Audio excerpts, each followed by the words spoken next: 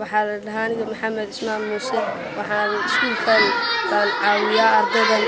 iskuulka galabtii waxaan ka caawiyaa ardayda yaryar ee aan waxba dhigan inay lacagta haysan iska dayirtaa waan ka caawiyaa wax dhigashadooda macallimiinta aan ka caawiyaa halkaasoo ardaydan aan ka caawiyo inay waxaan uga dhigo ardayda macallimiintana caawiyo marka ardayda adigu wax ma dhigtaa ardayda ardayda waxaan dhigaa maxaa dhigtaa waxaan dhigaa cilmiga iyo xisaabta waagat xisaabta ilaa intee u dhigtaa ilaa iyo dhigaa kajar iyo meelahaas maxaa kugu kalifay inaad carruurtan caawiso wax u dhigto waxay u kalifay carruurtan inay dan yar tahay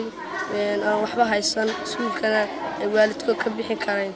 bay u kaliftay inaan carruurtan wax uga dhigo goormaad timaadaa adigu iskuulka waxaan imaadaa casar marka laga baxo waa gartay carruurtu sidee bay ku arkaan carruurtu waxay arkaan inaan macallin ahay waa gartay inaad macallin u tahay wax barayso da'daada waa imisa da'daydu waxa weeyaan 14 jir 14 baa jirtaa aroortina galaaskee tahay iskuulka lixaad baan galaaska lixaad bal ka hor maxaad dareentaa markaad ardayda wax u dhigaysid oo maxay ku yidhaahdaan waxay su'aalo markaan ilaalo ma fahanteen iyo casharka markaan u sharaxayo baa su'aalay bay weydiiyaan iyo inaanay fahmin waa gartay anagoo kasaan u sheegaa waa gartay ma ku jecel yihiin ciyaalka yaa maxay yidhaahdaan waxay yidhaahdaan macallimiinta macallinka ugu fiican waa gartay maxaad adigu markaa ujeedka ka leedahay inaad caawiso maxay tahay waxaan ka leeyahay ardaydan iska dan yarta ee aan waxba waalidkood u helayn inay iskuulka ka bixiyaan lacagta maxaad jecesha mustaqbalka in laga caawiyo waxaan jecelahay in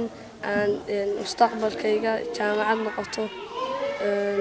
laygana caawiyo in iskuulaadka waa gartaa ma sii wadaysaa inaad carruurtan caawiso waan sii wadayaa ilaa iyo intay heerkay ka gaarayaan jaamacad waxa weeye arday aad u wanaagsan oo ardayda danyarta ay suuqa joogto soo ururiya iskuulku keenaa maalin labu keenaa maalin shan buu keenaa isagoo ay macalimihiisu tahay inuu waxbarashada ardayda yaryar kor u qaado balan maxamed waryar xoogaa la wareystay xukun maxamed maxaa kugu kalifay waxaan oo dantaad uga jeedaa maxay tahay anigoo eegayba haddayna kaayl caqliga ku jira ku keenay maxamed wuxuu igu yidhi macallin dadka waxaan arkay dad fara badan oo chance-ka anigu aan helay aan helin marka waxaan jeclaystay inay yana kan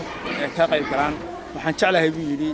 intii ilaahay naftayga gelinay intaan aqaano wixii ilaahay baray inaan kayga hooseeya aan waxba baranin aan ka caawiyo wuxuu yidhi waxaa jira buu yidhi kuwo kale oo iyagu dad waaweyn baa iyaga laftigooda jira aan wax u yeedhiyo oo aan wax baro buu yidhi oo ilmaadeertay leh dadka xaafadaha iska yimaada reermihii baa yidhi iska yimaada waxaasoo dhan buu yidhi toddobaadka inoo joogaa mid walba waxbaan baray aan u sheegaa marka maxamed yare mustaqbalkiisu waa mustaqbal aad u fiican waxaan u rajaynayaa inuu halka uu hiigsanayo gaaro waxaan jeclaan lahaa dadka oo dhan inay isaga ku daydaan oo ekaada aniga waan ka qiiroodaa marka qaar markaan arko deynka yare dadaalaya shaqaynaya maalin kasta nala caawinaya marka ma wanaagsanaa in ardayda dadka yaryar niyadooda la dilo anna waan soo dhaweynay una saas noo shaqaynaya hadii naga shaqo fiicanba ilaahay khayr ha siiyo